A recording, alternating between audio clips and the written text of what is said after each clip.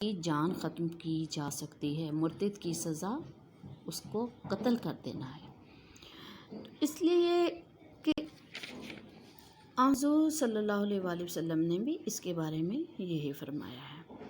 تو اس کی صورت یہ ہے کہ اس سے پہلے 3 دن قید میں رکھا جائے گا مرتد کو، اور سمجھانے کی کوشش کی جائے گی کہ شاید کہ وہ واپس لوٹ آئے اپنے دین کی طرف، لیکن اگر اپنے عمل سے باز نہیں آئے گا تو اس کو قتل کر دیا جائے گا۔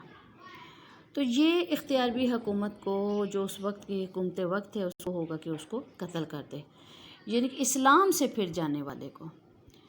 چونکہ دین اسلام سے پھر جانا اسلام کے خلاف ایک کھلی بغاوت ہو جاتی ہے، اللہ کے خلاف ایک کھلی بغاوت ہے۔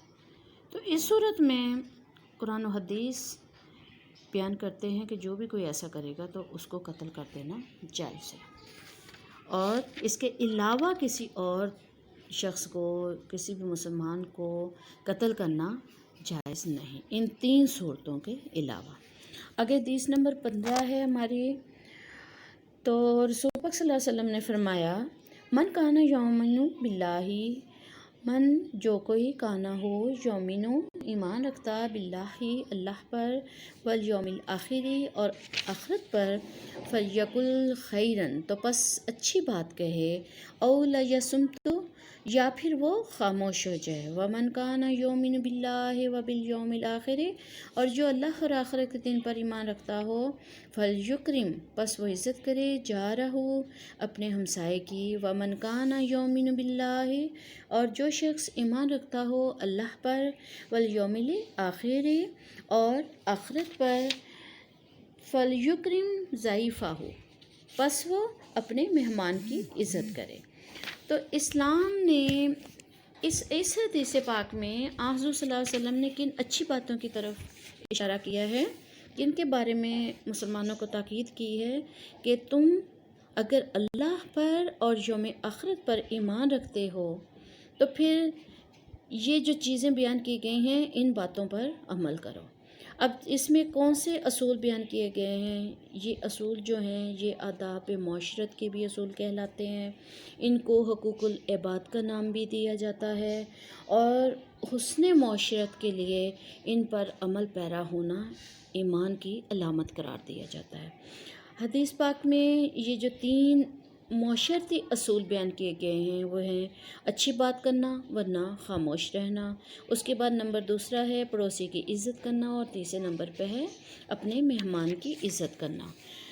تو سب سے پہلے اس میں جس میں حضور صلی اللہ علیہ وسلم نے فرمایا ہے کہ اچھی بات کرنا ورنہ خاموش رہنا، تو جو مسلمان اللہ اور یوم آخرت پر یقین رکھے گا، یعنی وہ جسے یہ اپنے دل میں پورا بھروسہ ہوگا کہ اللہ کی ذات مجھے دیکھ رہی ہے، میرے ساتھ ہے ہر وقت، اور جو حکم مجھے دیا میں نے اس کے مطابق عمل کرنا ہے، اور اگر آج میں نے اس دنیا میں اس کے مطابق عمل نہیں کیا تو مجھے آخرت میں اس کی سزا ملے گی۔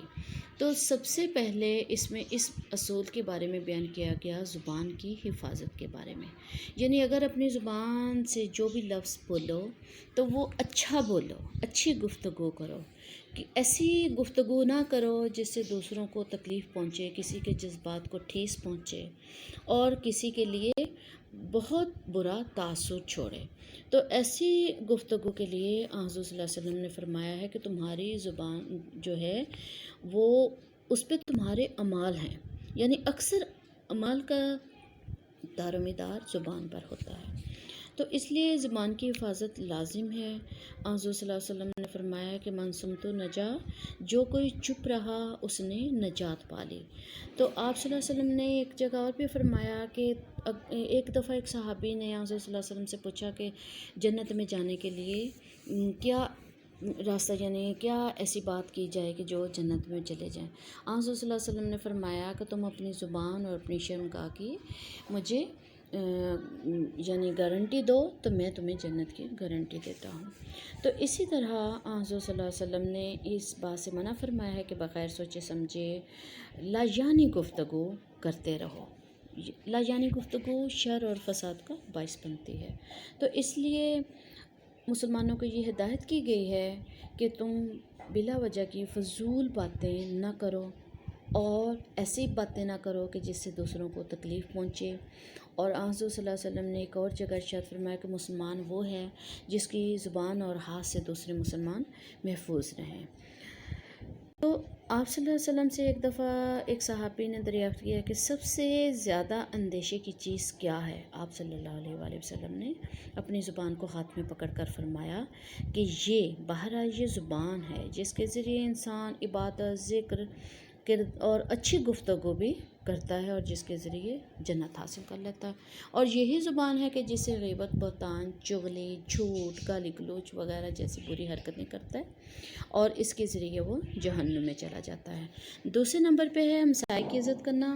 تو ہمسائے کی عزت کے بارے میں حضور صلی اللہ علیہ وسلم نے ہمسائے کے جو حقوق بیان کیے ہیں حقوق العباد میں، وہ انتہا زیادہ ہیں۔ حضور صلی اللہ علیہ وسلم فرمایا ہے کہ جبرائیل علیہ السلام مجھ کو پڑوسی کے بارے میں اس قدر تاکید کرتے رہے کہ میں نے سوچا کہ انہیں وارث قرار نہ دے دیے جائیں۔ تو معاشرہ لوگوں کے آپس میں چونکہ مل جل سے ہے، ایک دوسرے کے ہمسائے جو ہیں وہ ان کے بالکل ساتھ قریبی گھر ہونے کی وجہ سے وہ سب سے زیادہ قریب ہوتے ہیں۔ تو اس میں سب سے زیادہ حق کس کا ہوتا ہے؟ ہمسائے کا ہوتا ہے۔ چونکہ معاشرتی زندگی میں راحت اور سکون کے لیے آپس میں تمام مسلمانوں کو صلح صفائی کے ساتھ اس معاشرے کے اندر زندگی بسر کرنے کا حکم دیا گیا ہے۔ تو اس لیے ہمسائے کی عزت کے بارے میں یہ کہا گیا ہے کہ اس کی عزت کو اپنی عزت سمجھو اور اس کے ساتھ حسن سلوک سے پیش آؤ، ہمسائے کے دکھ درد میں شریک ہو، خوشی میں خوشی محسوس کرو، اس کے دکھ میں دکھ محسوس کرو، اس کو ایذا نہ پہنچاؤ۔ اور حضرت صلی اللہ علیہ وسلم نے ایک اور جگہ فرمایا کہ اللہ کے نزدیک سب سے بہتر ساتھی وہ ہے جو اپنے ساتھیوں کے حق میں اچھا ہو، اور بہترین پڑوسی وہ ہے جو اپنے پڑوسیوں کے حق میں سب سے اچھا ہو۔ اب ہمسائے کے اگر جو حقوق قرآن پاک نے اور حضور صلی اللہ علیہ وسلم نے بیان کیے ہیں اس کو نہ ہم ادا کریں تو اس کا وبال آپ صلی اللہ علیہ وسلم نے کیا فرمایا ہے؟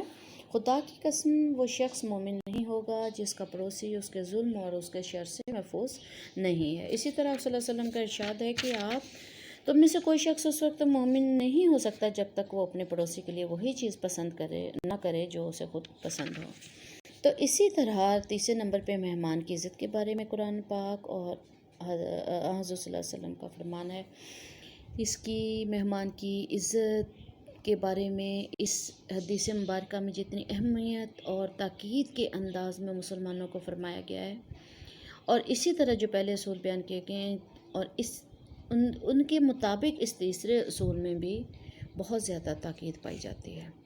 مہمان جو ہوتا ہے وہ اللہ تعالیٰ کی رحمت قرار دیا گیا ہے حضور صلی اللہ علیہ وسلم سے۔ تو مہمان امیر ہو یا غریب ہو، مسلمان ہو یا کافر ہو، غرض کسی بھی گروہ سے تعلق رکھتا ہو، اس کی عزت کرنی چاہیے۔ مہمان کی عزت اکرام اخلاق حسنہ میں آتی ہے اور حقوق العباد میں سے ہے۔ آپ صلی اللہ علیہ وسلم کی مثالیں ہمارے سامنے ہیں کہ آپ حد درجہ خاطر توضع فرمایا کرتے تھے۔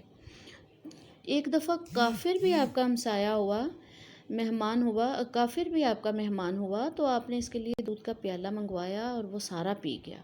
پھر دوسرا آپ صلی اللہ علیہ وسلم نے منگوایا، وہ بھی پی گیا۔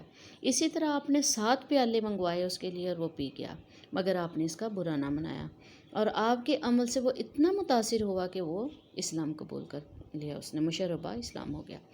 ایک اور صحابی نے آپ صلی اللہ علیہ وسلم سے عرض کیا کہ اگر میں کسی کے یہاں مہمان ٹھہروں اور وہ میری خاطر تواضع نہ کرے، پھر وہ میرا مہمان بنے تو کیا میں اس کی مہمانداری کروں یا اس سے بدلہ لوں؟ تو آپ صلی اللہ علیہ وسلم نے فرمایا کہ تو اس کی مہمانداری کر۔ تو اس میں حضور صلی اللہ علیہ وسلم نے یہ بھی فرمایا کہ تم مسلمانوں کے لیے جائز نہیں ہے کہ اپنے بھائی کے پاس اتنا عرصہ گزارو کہ وہ یعنی کہ جس کے پاس تم قیام کر رہے ہو اسے گناہ گار کر دو۔ لوگوں نے پوچھا یا رسول اللہ وہ اسے گناہ گار کر سکتا ہے؟ اس طرح کے دھنا مار کر بیٹھا رہے حالانکہ اس کے پاس مہمان نوازی کے لیے کچھ نہ ہو، یعنی کہ یہ صورت حضور صلی اللہ علیہ وسلم نے بیان فرمائی اس کے گناہ گار ہونے کی۔ تو ہم سب کی دعا ہے کہ اللہ تعالی ہمیں ان سب اعمال کرنے کی توفیق دے اور ان سب پر ہم قائم ہو جائیں اور ہم پکے مسلمان بن جائیں۔ اللہ حافظ۔